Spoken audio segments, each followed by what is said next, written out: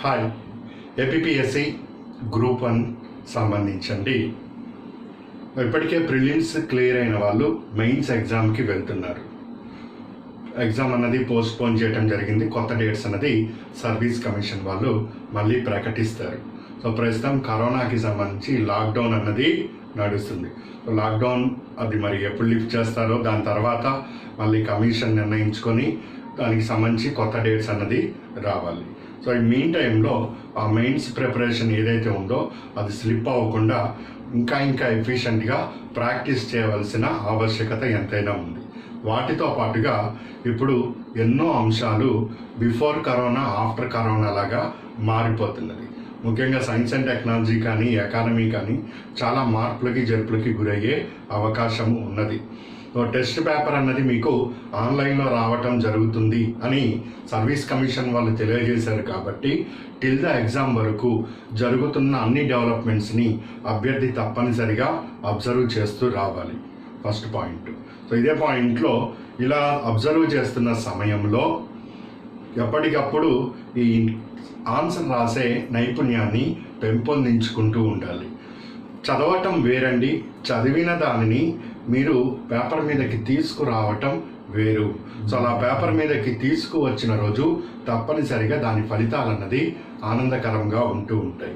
So అందులో భాగంగానే మనము ఆల్రెడీ టెస్ట్లు ఎన్నో కండక్ట్ చేసుకుంటూ వచ్చాము మన రిజిస్టర్ అయిన అభ్యర్థులకి. మళ్ళీ ఈ సమయంలో ఒకసారి మళ్ళీ పుషప్ ఇవ్వటంలో భాగంగా టెస్ట్లని కండక్ట్ చేస్తున్నాను. టెస్ట్ 1ని అప్లోడ్ చేస్తామని చెప్పాను. సో ఆ టెస్ట్ 1ని అప్లోడ్ చేశాం. రిజిస్టర్ అయిన అభ్యర్థులు వారి యూజర్ నేమ్ పాస్వర్డ్ తోటి టెస్ట్ని అటెంప్ట్ చేయండి. సో మొత్తం 15 క్వశ్చన్స్ ఆన్సర్స్ రాసి అప్పుడు మాత్రమే సెండ్ చేయండి. అది కూడా A4 పేజీలో దానిలోనే మీరు ఆన్సర్లు రాయండి. అంతేగాని స్కూల్ పిల్లలవి మిగిలిపోయిన ఆ పేపర్లోనో అందులోనో అది రాస్తూ ఉండేసరికల్లా అది క్యామ్ స్కాన్లో వంకరగా వెళ్తుంది. దాన్ని ప్రింట్ తీయాలంటే అది ఇంకో తూర్పు వైపు వెళ్తే అది పశ్చిమం వైపు వెళ్తున్నట్టుగా ఉంది. కాస్త నీట్గా ప్రజెంటేషన్ అనేది చేయండి. అశ్రద్ధ వహించద్దు, చేసేదేదో నీట్గా చేయండి. వాటితో పాటుగా ఇప్పుడే ఎవరు ఆన్సర్స్ పంపించద్దండి. ఇది రాసి మీ దగ్గరే ఉంచుకోండి. ఇప్పుడు స్టాఫ్ ఎవరు లేరు ఇక్కడ. ఇద్దరుల సహాయంతో నేను ఈ క్లాసెస్ అన్నీ కూడా అత్యవసర క్లాసెస్ అన్నీ కూడా మీకు పంపించడం జరుగుతూ వస్తున్నది. స్టాఫ్ ఎవరు లేకపోతే మీరు పంపిన దాన్ని మళ్ళీ డౌన్లోడ్ పెట్టి దాన్ని ప్రింట్ తీసి దాన్ని నాకు ఇచ్చి నేను కరెక్షన్ చేసి మళ్ళీ ఒక్కొక్కటి వాళ్ళు స్కాన్ చేసి మళ్ళీ దాన్ని మీకు పంపించడం అనేది మెకానికల్ వర్క్ చాలా టైం పడుతుంది. సో అది నేను చేస్తూ కూర్చుంటే ఇక్కడ అప్డేట్స్ అన్నీ ఆగిపోతాయి. నా పని వేరేగా ఉంటుంది, ఆ విషయం మీకు తెలిసిందే. అందుకని ఆన్సర్స్ రాయటము ఇప్పుడు అభ్యర్థులకు అవసరము కాబట్టి దీనిని నేను కండక్ట్ చేస్తున్నాను. సో చిత్తశుద్ధి మీకు ఉన్నది కాబట్టి రాసి మీ దగ్గరే ఉంచండి. నేను దాన్ని సమయం వచ్చినప్పుడు తీసుకొని కరెక్షన్ చేసి పంపుతాను. సో ఇది first point clear. Second point, ఇప్పుడే కొత్తగా మెయిన్స్ రాస్తున్న అభ్యర్థులు కానీ లేదా కొత్తగా రాబోయే భారీ నోటిఫికేషన్ ఉందన్న విషయం తెలిసిందే. దానికి ప్రిపరేషన్ని దృష్టిలో పెట్టుకొని కానీ మెయిన్స్ ప్రిపేర్ అవుతున్న అభ్యర్థులు కానీ సో వాళ్ళు చేయవలసింది ఏమిటి అంటే, ఫస్ట్ యూనిట్ వైజ్గా మనం క్లాసెస్ అన్నీ ఇచ్చాము.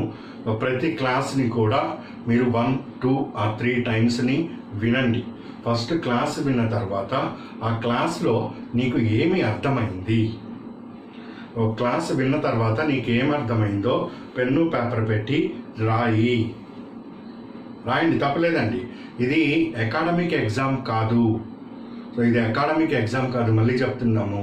ఎందుకు కాదు అంటే, అకాడమిక్ ఎగ్జామ్లో నీకు ఒక ప్రశ్న ఒక జవాబు అది చదివితే అది అయిపోతుంది అన్నట్టుగా ఉంటుంది. ఇక్కడ ప్రశ్న ఇన్స్టెంట్గా ఉంటుంది. ఆ ప్రశ్న వచ్చే నేచర్ కానీ దానికి ఉండే జవాబు సెట్టింగ్ కానీ ఒక నీలో డిప్యూటీ కలెక్టర్ స్థాయి ర్యాంక్ హోల్డర్ని పరిశీలన జరుగుతుంది.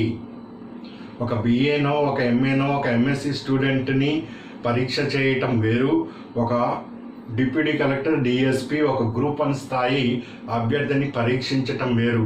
సబ్జెక్ట్ ద్వారా నీలో క్వాలిటీ టెస్ట్ అనేది జరుగుతున్నది. సో ఇక్కడ ప్రతి అభ్యర్థి కూడా ఆ స్థాయిలో తను ప్రజెంటేషన్ అన్నది ఉండాలి. అకాడమిక్ స్థాయిలో లాగా ఒక వాట్ యు నో అన్నది పేపర్ మీద ప్రజెంట్ చేస్తే దానివల్ల పెద్ద ప్రయోజనం ఉండదు. అక్కడ చుట్టుపక్కల 100 మంది ఉన్నా కానీ ఒక డిప్యూటీ కలెక్టర్ అక్కడ నిలవబడితే ఆ హోదా వేరు, ఆ రికగ్నైజేషన్ వేరు. ఆ విషయం మళ్ళీ నేను నీకు ప్రత్యేకంగా చెప్పక్కర్లేదు, చాలా సందర్భాల్లో తెలియజేస్తూ వస్తున్నా. సో ఆ కేసు హ్యాండిల్ చేస్తా సిచ్యువేషన్ని. ఒక గ్రూప్ 1 స్థాయి అభ్యర్థికి ఎట్లా ఉండాలి అంటే సరౌండింగ్లో జరుగుతున్న ప్రతి అంశము మీద పరిపూర్ణమైన అవగాహన ఉండాలి. వీళ్ళు పాలసీ మేకింగ్ అండ్ పాలసీ ఎగ్జిక్యూషన్లో కీ రోల్ ప్లే చేయబోతున్నారు. So at the grass root లెవెల్లో పబ్లిక్ తోటి టచ్లో ఉండే main services state level group 1 services. వీళ్ళకి కన్ఫర్డ్ ఐఏఎస్ ఐపీఎస్ అవుతారు వీళ్ళందరూ కూడా. 33.3% రాష్ట్ర కోటా కింద నువ్వు ఈరోజు డిప్యూటీ కలెక్టర్ అయినా 6-7 ఇయర్స్లో నువ్వు ఆల్ ఇండియా సర్వీస్ ర్యాంక్ అయినా ఐఏఎస్కి చేరుకోగలుగుతావు. ఈరోజు డిఎస్పీ అయితే నువ్వు ఐపీఎస్ ర్యాంక్కి చేరుకోగలుగుతావు. సో ఐఏఎస్ ఐపీఎస్ ర్యాంకుగా నువ్వు నీ స్వరాష్ట్రంలోనే సొంత రాష్ట్రంలో పనిచేసే ఒక చక్కటి అవకాశం అందుతుంది. సో ఆబ్వియస్లీ ఇంత భారీ స్థాయిలో నీ ఈ ప్రిపరేషన్ అన్నది ఖచ్చితంగా రిఫ్లెక్ట్ అన్నది కనిపించాలి అక్కడ. So application of knowledge important తప్పితే ఇక నువ్వు ఎంత నాలెడ్జ్ గ్యాదర్ చేసావన్నది పెద్దగా ఉపయోగకరంగా ఉండదు. గ్యాదర్ చేసిన నాలెడ్జ్ అంతా కూడా అప్లై చేయటం రావాలి. అదే ఇక్కడ టెస్ట్ చేస్తున్నది. అదే 24 సంవత్సరాలకి ఒక సాధారణ అభ్యర్థిని ఐఏఎస్గా తీర్చిదిద్ది ఈరోజు మీ జిల్లాలో పూర్తిగా మీసాలు కూడా రాని ఒక వ్యక్తి డిప్యూటీ కలెక్టర్ సబ్ కలెక్టర్గా ఉంటున్నారు. అక్కడ మీ కళ్ళ ముందే చూస్తున్నారు. ఇంత చిన్నపిల్లవాడు ఎలా అయ్యారా జాయింట్ కలెక్టర్, ఇంత చిన్నపిల్లవాడు ఎలా అయ్యారా ASP assistant superintendent of police అని మన పెద్దవాళ్ళు ఆశ్చర్యం వ్యక్తం చేస్తుంటే మనకు తెలుస్తూ వస్తున్నది. సో ఇక్కడ application of knowledge, information is available at every place. మళ్ళీ చెప్తున్నామండి, ఈరోజు గూగుల్లో నువ్వు చిన్న క్లిక్ కొడితే ఇన్ఫర్మేషన్ నీకు దొరకంది లేదు. బట్ ఇన్ఫర్మేషన్ అన్నది, నాలెడ్జ్ అన్నది వేరు. Knowledge is total entirely different from information gathering. So application of information is known as knowledge. జ్ఞానము అన్నది వేరు, ఇన్ఫర్మేషన్ గ్యాదరింగ్ అన్నది వేరు. అబండెంట్ ఇన్ఫర్మేషన్ నీ దగ్గర ఉంది. సో అందులో నీకు కావలసిన పాయింట్ని, నీ పాయింట్ ఎలా తీసుకుంటావు, సర్కమ్స్టెన్స్ ఏమి డిమాండ్ చేస్తుందో దానికి అనుగుణంగా కావాల్సిన పాయింట్ తీసుకొని ప్రజెంట్ చేస్తావు. అది ఇక్కడ గ్రూప్ 1లో నువ్వు పెంపొందించుకోవలసిన నాలెడ్జి. దానిని నువ్వు ఆన్సర్ అనాలి తప్పితే ఇన్ఫర్మేషన్ని డంప్ చేయటం కాదు. ఇది వస్తుంది, ఇది రాంది అనేది ఎవరికి లేదు. ఎవడు నేను ఇక్కడ ఐఏఎస్, ఇక్కడ ఐపీఎస్, నేను ఇక్కడ డిప్యూటీ కలెక్టర్ అని రాసుకొని ఎవడు పుట్టడు.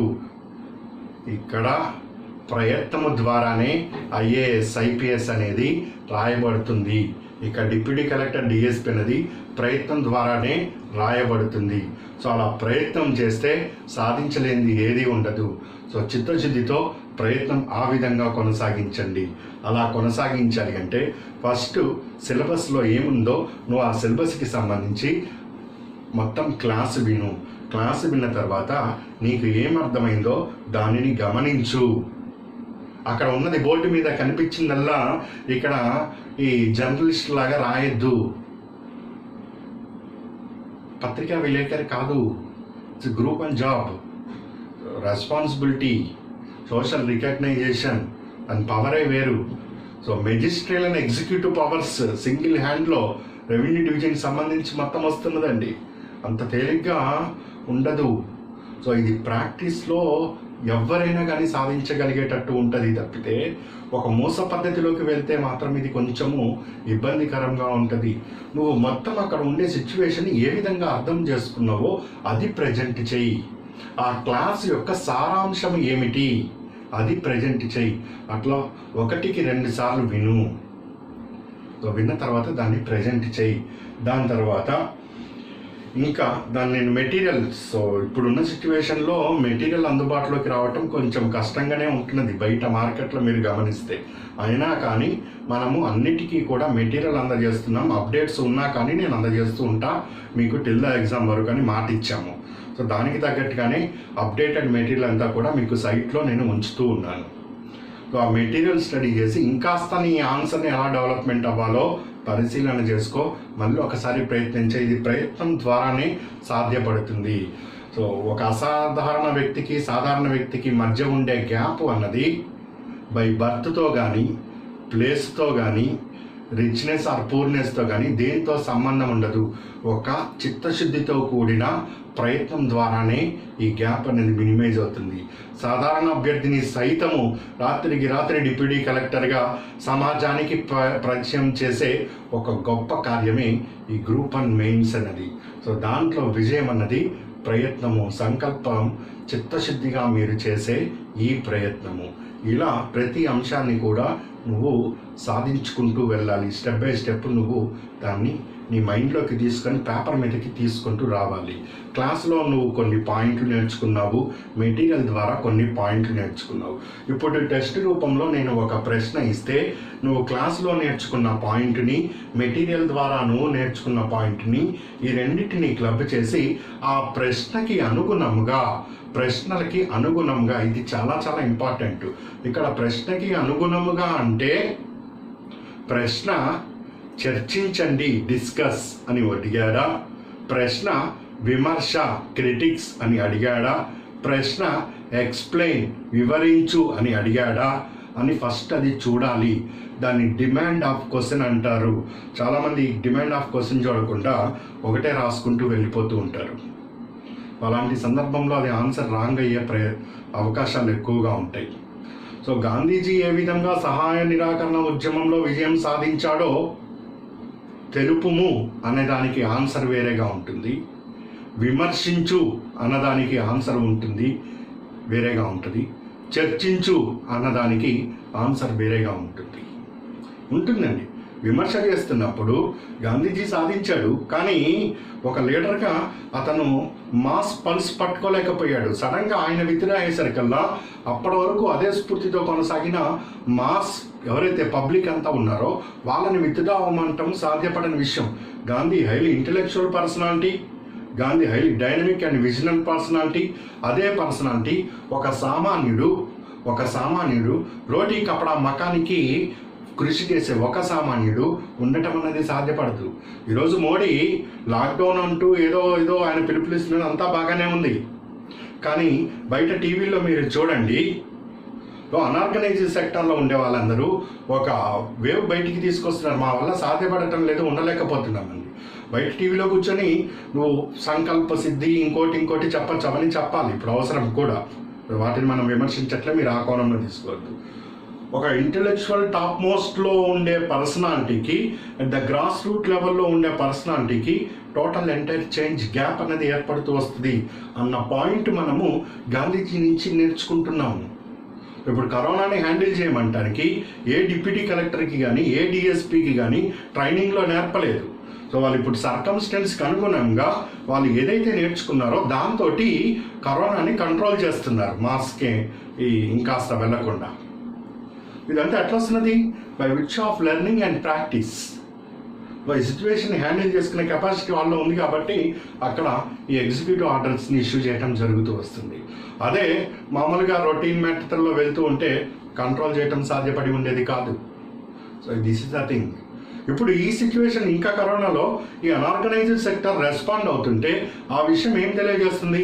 అనార్గనైజ్డ్ సెక్టార్కి మనం సఫిషియంట్ ఫెసిలిటీస్ ఇవ్వకుండా టాప్ మోస్ట్ లెవెల్లో ఎలాంటి నిర్ణయం తీసుకున్నా కానీ ఆ ఉద్యమం కానీ అది కానీ తప్పుదారి పట్టే అవకాశం ఉంటుంది అన్నది సహాయ నిరాకరణ ఉద్యమంలో విమర్శించటం ద్వారా ఇక్కడ మనం తెలుసుకోగలిగాము. చూడండి, అంతా అప్లికేషన్ ఆఫ్ యువర్ నాలెడ్జ్. అదే నువ్వు గ్రాస్ రూట్ లెవెల్లో అన్ని ఫెసిలిటీస్ ప్రొవైడ్ చేయి, లాక్డౌన్ 10 రోజులు కాకపోతే 20 రోజులు, 20 రోజులు కాకపోతే 40 రోజులైనా కానీ చేస్తారు. ఈరోజు నువ్వు దుకాణం బంద్ చేయి ఉండు, తర్వాత నీకు మళ్ళీ ఫైనాన్షియల్ సపోర్ట్ అందుతుంది, నువ్వు మళ్ళీ ప్రశాంతంగా వెళ్తా అంటే ఇక్కడ ఏమీ ఉండదు. So until and unless mass support, public support లేకుండా ఏ కార్యము కూడా, ఏ పాలసీ కూడా, ఏ చట్టము కూడా, ఏ భావన కూడా అమలు కాపాడదు అన్న విషయము మనం ఈ స్టడీస్ నుంచి నేర్చుకుంటున్నాము. అది హిస్టరీ అయి ఉండొచ్చు, పాలిటీ అయి ఉండొచ్చు, పబ్లిక్ అడ్మినిస్ట్రేషన్ అయి ఉండొచ్చు, what ever it may be. So ఇలాంటి టైప్ ఆఫ్ నాలెడ్జ్ ఇప్పుడు ప్రస్తుతము ఎగ్జామ్లో చెక్ అన్నది జరుగుతున్నది, పరిశీలన అన్నది జరుగుతున్నది. అందుకని డంపింగ్ మాత్రం చేయకండి దయచేసి. డంప్ చేయటం వలన ఉండదు. ఎప్పటికప్పుడు ఆన్సర్లో కరెంట్ రిలేటెడ్ అంశాలు పడటం వలన ఆన్సర్కి ఫ్రెష్నెస్ పెరుగుతూ ఉంటుంది. స్నానం చేసిన వాడికి స్నానం చేయని వాడికి ఉండే బిహేవియరల్ యాటిట్యూడ్లో డిఫరెన్స్ మనం ఈజీగా చెప్పచ్చు. ఆ ఫ్రెష్నెస్సే ఎంత చెప్పినా కానీ. సో అది అండి ఇక్కడ ఆ పాయింట్ని అబ్జర్వ్ చేసుకొని ఆ విధంగా కొత్త అభ్యర్థులైనా అట్లా రండి. సో క్లాసెస్ మెటీరియల్ ఈ అప్డేట్స్ అందుకుంటూ వెళ్ళండి. ఇంకా ఎవరికైతే ఈ బెనిఫిట్స్ ఉన్నాయో సో వాళ్ళు లిటిల్ బిట్ మంచిగా ఫోకస్ చేయగలిగితే తప్పనిసరిగా సక్సెస్ అనేది అవుతారు. ఒకటే గుర్తు, చక్కగా స్టడీ చెయ్యి, దానికి అనుగుణంగా ఏమి గ్రహించావో విను. ఆల్ ఇండియా రేడియో న్యూస్ వస్తూ ఉంటాయి 9 to 9:30 అండి PM. ఆల్ ఇండియా రేడియో ఈ న్యూస్లో news analysis all India radio అని వెబ్సైట్లో ఉంటుంది. మీకు తీసే ఫస్ట్ 15 minutes న్యూస్ ఉంటుంది, తర్వాత 15 minutes current related topic discussion నడుస్తూ ఉంటుంది. ఈ కరెంట్ రిలేటెడ్ పాయింట్ డిస్కషన్ వినటం వలన నీలో అప్లికేషన్ స్కిల్స్ చాలా పెరుగుతాయి.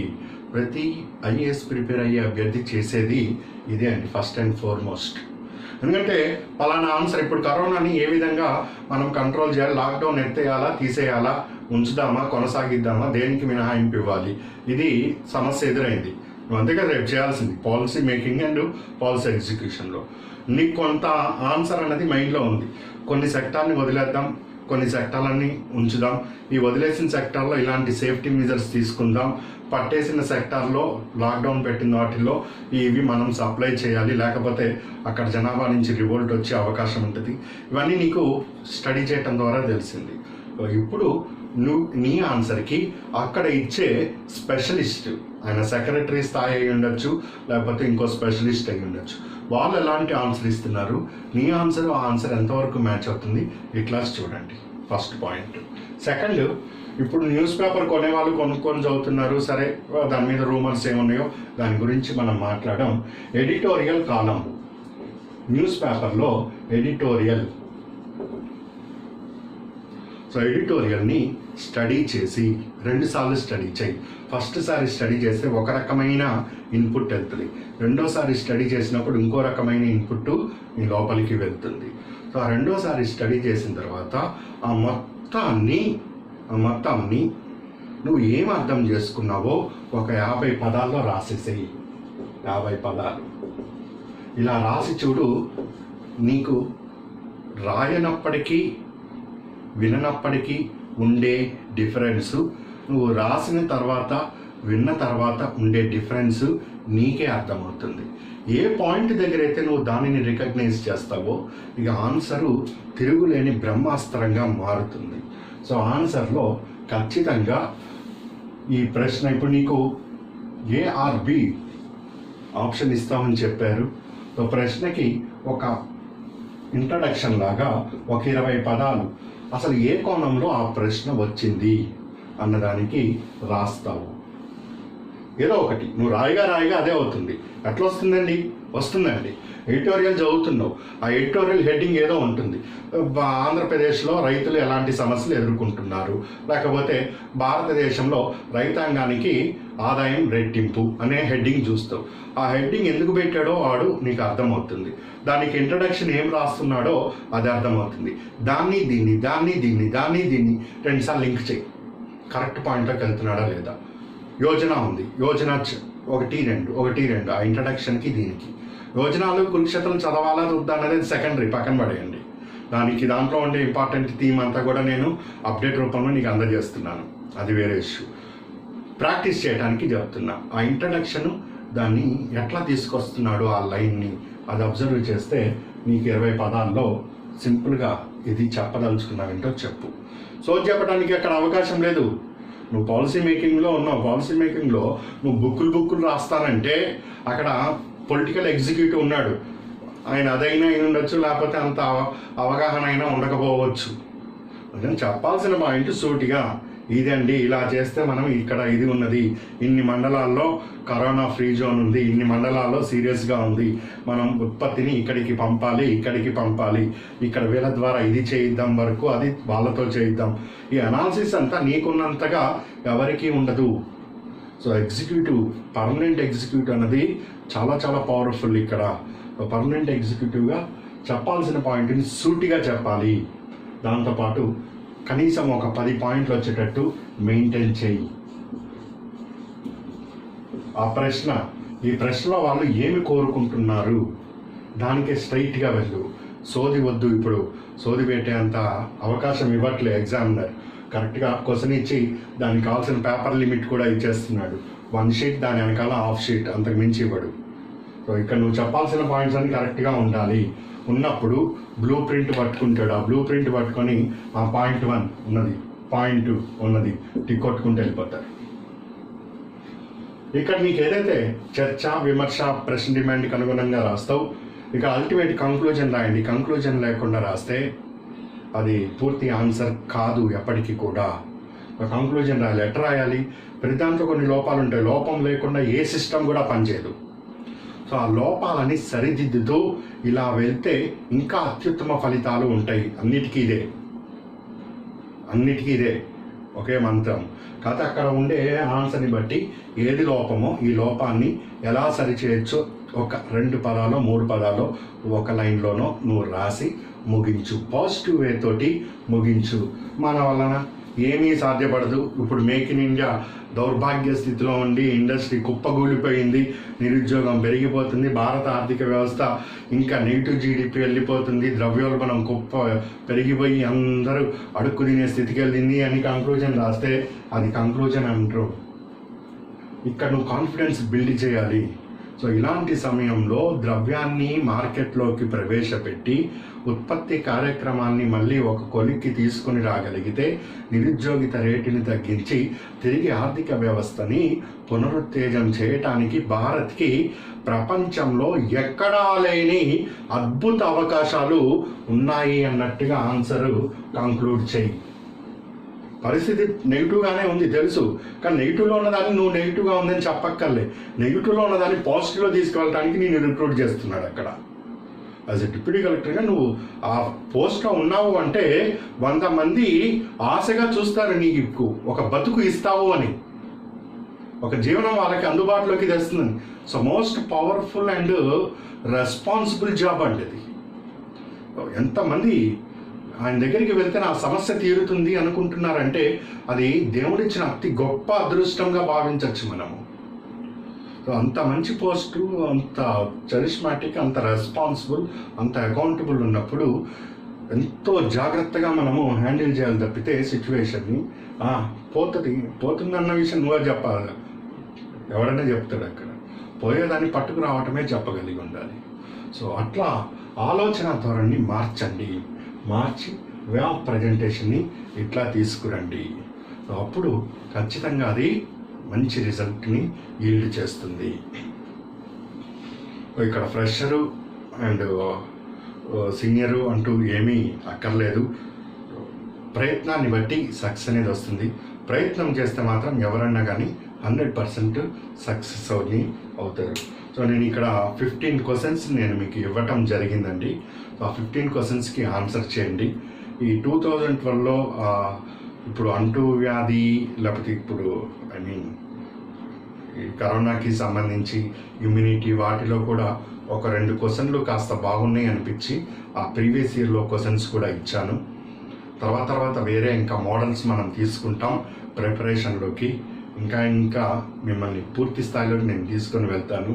ఇప్పుడు ఈ 15 క్వశ్చన్స్కి కొన్ని ప్రశ్నలు ఎలా తయారు చేశాను అంటే, అక్కడ నువ్వు ఎంతైనా చదువు, ఎంతైనా ఎన్ని మెటీరియల్ అయినా చెయ్యి, కరెక్ట్గా బ్రెయిన్ వాడితేనే ఆ 10 పాయింట్లు వస్తాయి నీకు అన్నట్టుగా చేశాను. దీన్ని చేయటానికి కారణం ఉన్నదండి. కారణం ఏమిటంటే అక్కడ ఇన్స్టెంట్గా ఎగ్జామ్ హాల్లో ప్రశ్నను చూస్తావు. ఆ ప్రశ్నకి నువ్వు రియాక్ట్ అయ్యే విధానం అన్నది కరెక్ట్గా ఉండాలి. లేకపోతే ఇంత శ్రమ వృధా అయిపోతుంది. ఖచ్చితంగా ఇన్స్టెంట్ క్వశ్చన్స్ చూస్తాం, మనము చూడకుండా అయితే ఉండం. ఇన్స్టెంట్ క్వశ్చన్ నేను ఎక్కడా వినలేదు, ఎక్కడా చదవలేదు అనేది ఉండదు అక్కడ. సో చదివాము, అన్నీ చేసాము, కానీ ద వే ఆఫ్ ప్రజెంటేషన్ కరెక్ట్గా ఉండాలి. సో ఆ విధంగా నిన్ను ఇక్కడ తీర్చిదిద్దటానికి ఆ ప్రశ్నించాను. కొన్ని ఇప్పటికీ కొంత గ్యాప్ వచ్చింది మీ ప్రిపరేషన్లో, అందుకని కొన్ని ఈజీ మెథడ్లో ఉండే క్వశ్చన్స్ ఉంటాయి, కొన్ని ఇట్లా క్రిటికల్గా ఆలోచించి సిచ్యువేషను నక్కకి నాగలోకానికి ముడిపెట్టే కొన్ని ప్రశ్నలతోటి నేను దీన్ని సెట్ చేయటం జరిగింది. కాస్త కూల్ మైండ్తో అయినా నిదానంగా రాయండి. ఇప్పుడే 10 minutes టైం లైన్ ఏమక్కర్లేదు. ఒక 50-60 క్వశ్చన్ మళ్ళీ ఫ్లోలోకి వెళ్ళిన తర్వాత టైం లైన్ని సెట్ చేసుకోండి. ఓకే అండి, ఈరోజు ఇది మనం నెక్స్ట్ టెస్ట్ అన్నది 25th 4/2020 కండక్ట్ చేస్తాను. టెస్ట్ 2 అన్నది ఆ రోజు. సో దానికి సంబంధించి సిలబస్ అంతా కూడా మన వెబ్సైట్లో హోమ్ పేజ్ ఉంది, అక్కడ గ్రూప్ 1కి సిలబస్ యూనిట్ వైజ్గా మనం తీసుకొని వెళ్తాం. సో ఎందుకు తీసుకెళ్తున్నానో అది నెక్స్ట్ క్లాస్లో తెలియజేస్తాను. యూనిట్ వైజ్గా అన్నీ టచ్ అయ్యే విధంగా, ఎగ్జామ్లో ఖచ్చితంగా సక్సెస్ అయ్యే విధంగా నేను తీసుకువెళ్తాను. మీరు అదే రూట్లో ఫాలో అవుతూ రండి. ఫ్రెషర్స్ మాత్రం లేదా ఇప్పుడే మెయిన్స్ అనుకున్న వాళ్ళు మాత్రం ఈ అప్రోచ్లోకి రండి. ఎటువంటి ఇబ్బంది అనేది ఉండదు. ఇక్కడ ఏది రెడీమేడ్ కాదు, ఏది ఉన్నదని కాదు, ఏది లేదు అని కాదు, అన్నీ ఉంటాయి, అన్నీ ఉండవు లాగా ఉంటూ ఉంటుంది. ఈ టాప్ మోస్ట్ సివిల్ సర్వీస్ అన్నీ కూడా ఇదే రకంగా ప్రిపరేషన్ అండి. ఒక పాయింట్ కోసం ఒక బుక్ అంతా వెతకాల్సిన సందర్భాలు ఉంటాయి కొన్ని సందర్భాల్లో, అలా వర్క్ ఉంటుంది దీనికి. అది ఫ్రెషర్గా వచ్చే వాళ్ళకి కొంచెము అవునా అనిపిస్తుంది, కానీ చదవగా దాంట్లో ఉండే ఇన్వాల్వ్మెంట్ కానీ, దాంట్లో ఉండే ఇండెప్త్ కానీ మీకు అర్థమవుతూ వస్తుంది. ఆల్మోస్ట్ ఆల్ అంతా నీకు చిన్నది కాబట్టి అప్రోచ్ని అదే విధంగా కొనసాగించు. ఫ్రెషర్స్ ఇట్లా పోండి, ఆల్రెడీ ఫామ్లో ఉన్న వాళ్ళు ఈ ఫార్మేట్లోకి రండి.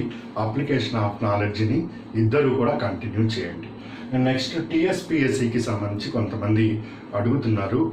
ఇప్పుడు టీఎస్పిఎస్సి వాళ్ళది కొంచెం దూరంగా ఉన్నది, కాకపోతే ఆల్రెడీ మన దగ్గర రిజిస్టర్ అయిన అభ్యర్థులు ఎవరైనా ఆన్సర్ రాయదలిస్తే రాయండి. వాళ్ళ ఆన్సర్ కూడా లాక్డౌన్ అయిపోయిన తర్వాత పంపించండి, చెక్ చేస్తా. వాళ్ళు కూడా రన్నింగ్లో ఉండాలండి, లేకపోతే అది కూడా ఇబ్బంది. మళ్ళీ ఒకేసారి అందుకోవాలంటే ఏ చైన్ కూడా అందదు. సో ఆన్సర్స్ మన రిజిస్టర్ అయిన అభ్యర్థులు తప్పనిసరిగా పంపించచ్చు. వాళ్ళు ఎప్పుడు అంటే కాస్త టైం చూసి పంపిస్తే తప్పనిసరిగా రిప్లై అనేది అందుతుంది. ఓకే అండి, సో ఆన్సర్స్ రాయండి. ప్రతి అంశాన్ని కూలంకుషంగా అబ్జర్వ్ చేయండి. సో ఆ థాట్స్ కానీ అవి ఒక మెచ్యూర్డ్ ఫామ్లోకి తీసుకురండి.